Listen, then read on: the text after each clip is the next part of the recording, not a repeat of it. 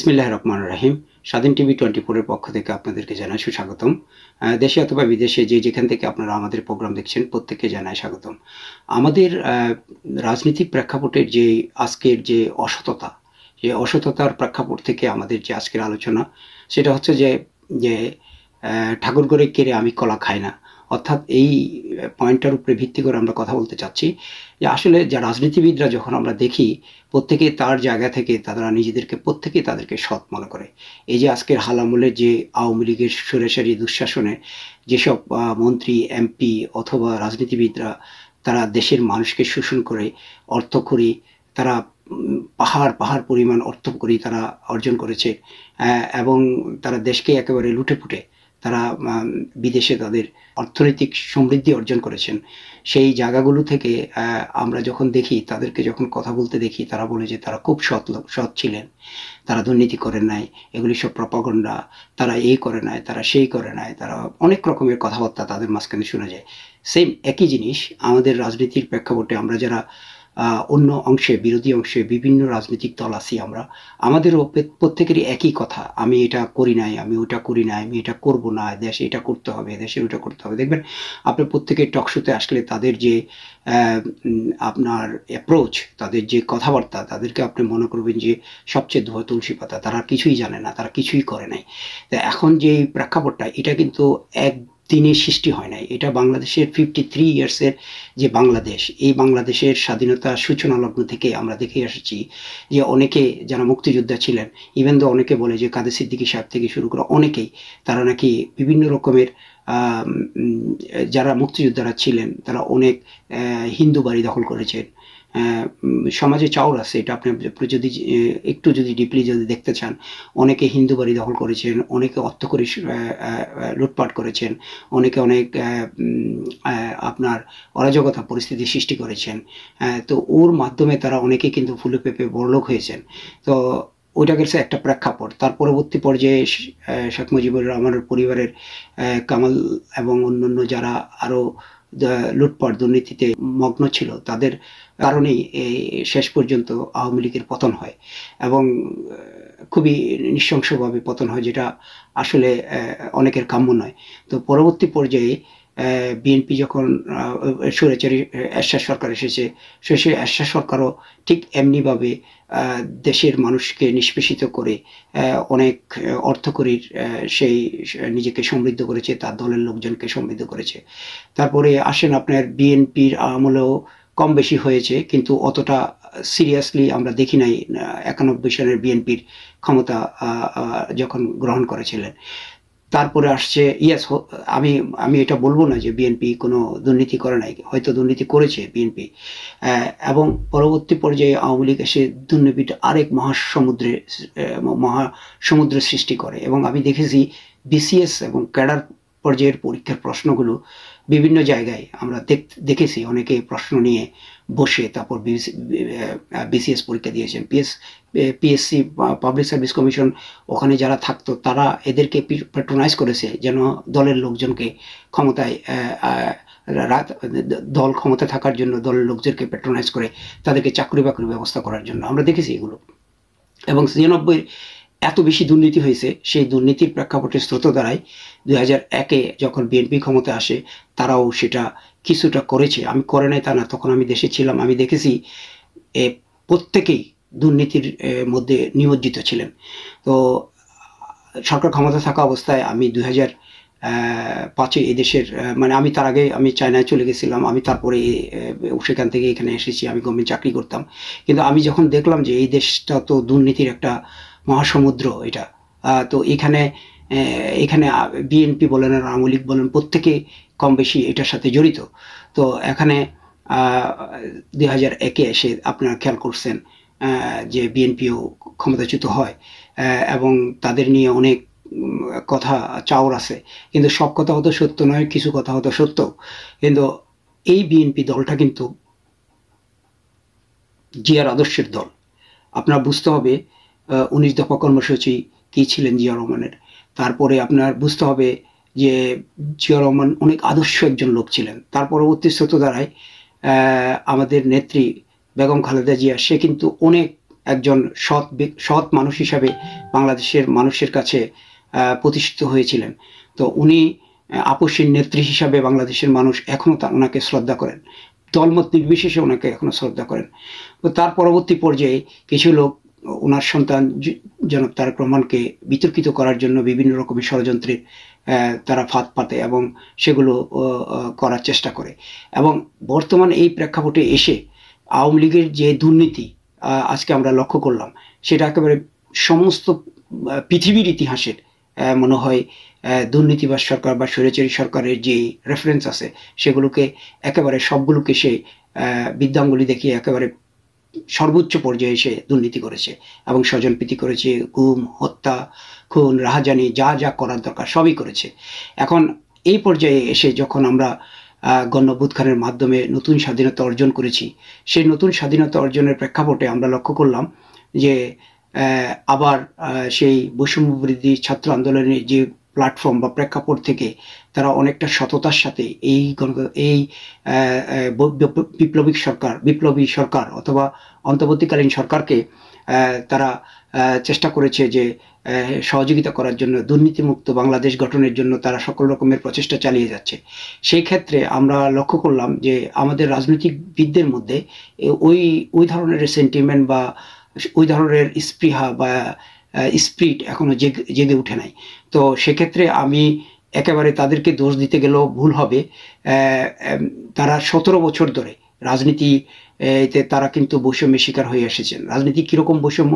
না পেয়েছেন তারা চাকুরি, না পেয়েছেন বিজনেস, না পেয়েছেন তারা গণতান্ত্রিকভাবে মুভমেন্ট করতে, না পেরেছেন তারা বাকস্বাধীনতা, না পেয়েছেন, কিছুই পাননি তারা।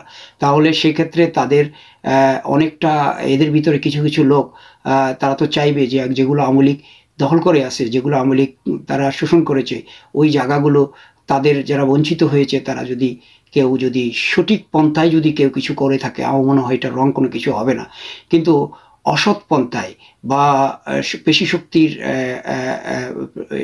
প্রদর্শনের মাধ্যমে এবং দুর্বলের উপরে যদি কোনো রকম অত্যাচার করা হয়, অথবা আগের যে প্রেক্ষাপট সিন্ডিকেটগুলো তা আবার তারা ঢুকে তারাই সেই সিন্ডিকেটের রূপান্তর করা হয়। আমরা বাংলাদেশের মানুষ কিন্তু নিষ্পেষিত প্রত্যেকটি জায়গায়। তো সেই জায়গাগুলো থেকে বাংলাদেশের মানুষ যদি এই সিন্ডিকেট মুক্ত হতে পারে, তাহলে বাংলাদেশের মানুষ একটা সুশাসন দেখতে পাবে। আর দুর্নীতিটা যদি মুক্ত হতে পারে, তাহলে বাংলাদেশের মানুষ একটা সুশাসন আশা করে। মানুষ দুর্নীতিমুক্ত বাংলাদেশ চায় এবং অন্যায়ভাবে পুলিশ যেন কাউকে অ্যারেস্ট না করে ও অন্যায়ভাবে যে মানুষকে যেন গুম না করে, সেই ধরনের একটা সামাজিক প্রেক্ষাপট মানুষ আশা করে। কিন্তু সত্যি কথা কি, সে প্রেক্ষাপট কি আমরা আসলে দিতে পারবো বাংলাদেশের মানুষকে? আমরা যারা এখন বর্তমানে রাজনীতি করছি, তাদের মধ্যে কেউ কেউ আছে সৎ ব্যক্তিদেরকে তারা বিভিন্ন জায়গায় একেবারে কোণঠাসা করে রাখছে, তারা যেন রাজনীতিতে কোনো রকম দাঁড়াতেই না পারে। তাহলে যদি এরকমই হয়, তাহলে সিন্ডিকেটের বিভিন্ন সেক্টরে যারা আছেন তারা তো আবার দেশকে সে জায়গায় নিয়ে যাবে। রাজনীতি করার উদ্দেশ্য কি? দেশের মানুষের পাশে থাকা, দেশের মানুষের কে সহযোগিতা করা, সুশাসনের সৃষ্টি করা, মানুষের বিপদ আপদে মানুষের পাশে থাকা, মানুষকে তার বাকস্বাধীনতা প্রকাশের সুযোগ করে দেওয়া, বাংলাদেশের মানুষকে তাদের সত্যিকার অর্থে সুশাসন ভোগ করার জন্য রাজনীতিবিদরা তাদেরকে সহযোগিতা করবে বাংলাদেশের মানুষকে। কিন্তু প্রেক্ষাপটের এই যে রাজনৈতিক আদর্শিকতার এই বাইরে গিয়ে আমরা রাজনীতিবিদরা করতেছি যে বাংলাদেশের মানুষকে শোষণ করতেছি, পেশি শক্তি প্রদর্শন করতেছি, সিন্ডিকেটের মাধ্যমে জিম্মি করে রাখছি, তারপর গুম, হত্যা, নির্যাতন করতেছি, বাক স্বাধীনতাকে হরণ করেছি। অর্থাৎ টোটালি রাজনীতিবিদদের যে চরিত্র হওয়ার কথা তার বাইরে আমরা প্রদর্শন করি, তার থেকে ন্যাক্কারজনকভাবে অত্যন্ত অমানবিক নিষ্পেষিত করতেছি বাংলাদেশের জনগণকে, বাংলাদেশের মানুষকে। তাহলে রাজনৈতিক এই শিষ্টাচারিতা এটা আর কতদিন আমাদের মাঝে এত ন্যাক্কারজনক কন্ডিশনে থাকবে? সেখান থেকে আমরা কি বেরিয়ে আসতে পারবো না যদি আমরা এখন থেকে প্র্যাকটিস না করি? তাহলে তো আমাদের কারোরই আর কোনো সুযোগ নাই যে বাংলাদেশের রাজনীতিকে সৃষ্টি করা, যেখানে আমাদের এখনো হুমকি রয়ে গেছে। দেশের মধ্যে এনি টাইম যে কোনো সময় আওয়ামী লীগের কাছে অস্ত্র আছে, আওয়ামী লীগের কাছে টাকা আছে, আওয়ামী লীগের কাছে কিছু দুষ্ট প্রকৃতির মানুষ আছে, তাদেরকে দিয়ে তারা যে কোনো সময় দেশে অস্থিতিশীলতা সৃষ্টি করতে পারে। সুতরাং আমাদের প্রত্যেককে এ বিষয়ে সতর্ক থাকতে হবে। আমরা সচরাচর সমাজে দেখতে পাই সৎ লোকের শত্রু বেশি, অসৎ লোকের শক্তি বেশি। আর হচ্ছে হারামে আরাম বেশি, আর হালাল পথে কষ্ট বেশি, মিথ্যে আর মিথ্যে কথায় মধু বেশি। সুতরাং আপনাকে বুঝতে হবে এটাই চলছে আমাদের এই সমাজ ব্যবস্থা। তো আমাদের রসুলুল্লাহর একটা যে ঘটনা প্রবাহ থেকে আমরা দেখতে পাই, উনি একদিন দেখতে পান যে একজন পিতা তার সন্তানকে নিয়ে এসেছেন ওনার কাছে। তো সন্তান মিঠাতে অভ্যস্ত, বেশি মিঠাই খায়। তো ওনার এটা এই সন্তানের যে মিঠা খাওয়ার অভ্যাসটা কিভাবে উনি দূরীভূত করতে পারবেন, রাসূলুল্লাহ সাল্লাল্লাহু আলাইহি ওয়াসাল্লামের কাছে পরামর্শের জন্য এসেছিলেন। তো আমাদের রাসূলুল্লাহ সাল্লাল্লাহু আলাইহি ওয়াসাল্লাম নিজেও কিছু মিঠাই দ্রব্য, মিঠাই খাদ্যর উপরে ওনার একটা আসক্তি ছিল, ওনার খুব পছন্দের খাবার। কিন্তু উনি নিজেই ওনাকে বললেন, ঠিক আছে ৩-৪ দিন পরে আসো, আমি তোমাকে এটার একটা পরামর্শ দিব। তো ৩-৪ দিন পরে এর ভিতরে আমাদের রাসূলুল্লাহ সাল্লাল্লাহু আলাইহি ওয়াসাল্লাম নিজেকে উনি সংবরণ করার চেষ্টা করেছেন, নিজেকে এটাকে কিভাবে এটা থেকে নিবৃত্ত হওয়া যায় এটার ব্যাপারে উনি নিজেকে প্র্যাকটিস করেছেন।